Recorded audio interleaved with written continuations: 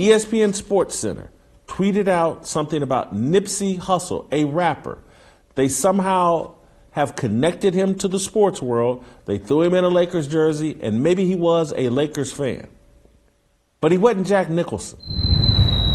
But I will say this. If Mike Hickmon was out on parole, had been convicted of a bunch of crimes in his 20s, and had been shot and killed by a white man under any circumstance, and it was caught on tape, everybody would be shouting Mike Hickmon's name. Everybody would melt down and act like the world had ended, and we must do something to stop this type of violence. But the violence that took Mike Hickmon's life, the violence that took his sister Jennifer's life, we say virtually nothing about. You can't find it on Twitter.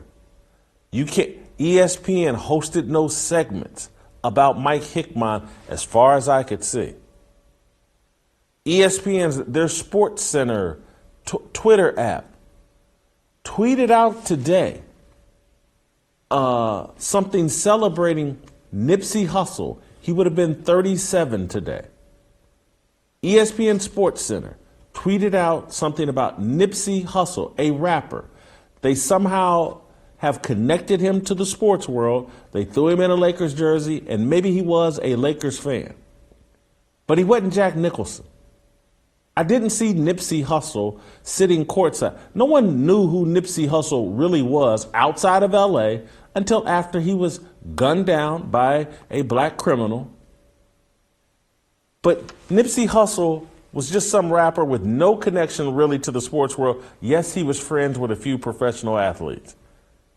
But again, we can point to Nipsey Hussle, who rapped about gangbanging and and you know what? He said a few things about being a businessman, being an entrepreneur, and giving back to his community. I get it.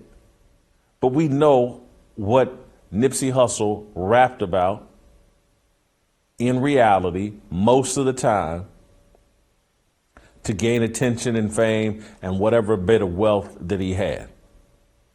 Gang stuff. He portrayed himself as a criminal. He's worthy of deification. He's a victim we can talk about, and ESPN 2-3 years later we got to remember, Nipsey Hussle would be 37. But a former college football player who had dedicated his life to coaching little kids, raising his sons, marrying a black woman, marrying a woman, period. The black thing is irrelevant, but I just mentioned it.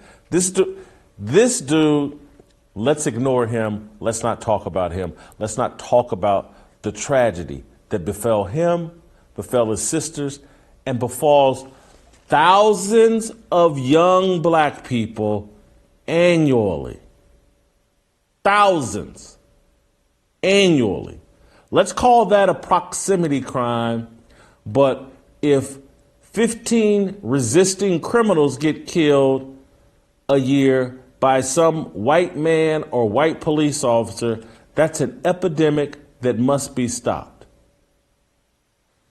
Thousands of black men die annually because we can't settle disputes and disagreements without resorting to violence. Thousands. Let's ignore it. Let's don't talk about it. Let's deal with the 10 or 15 incidents where a resisting criminal gets harmed by a police officer. Let's stop that.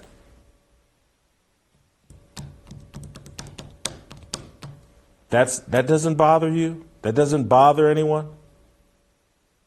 That Mike Hickmon, his name won't be celebrated. No one's going to point to him. ESPN, all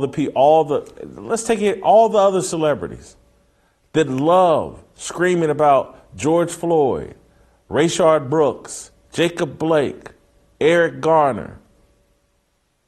They'll have nothing to say about Mike Hickmon.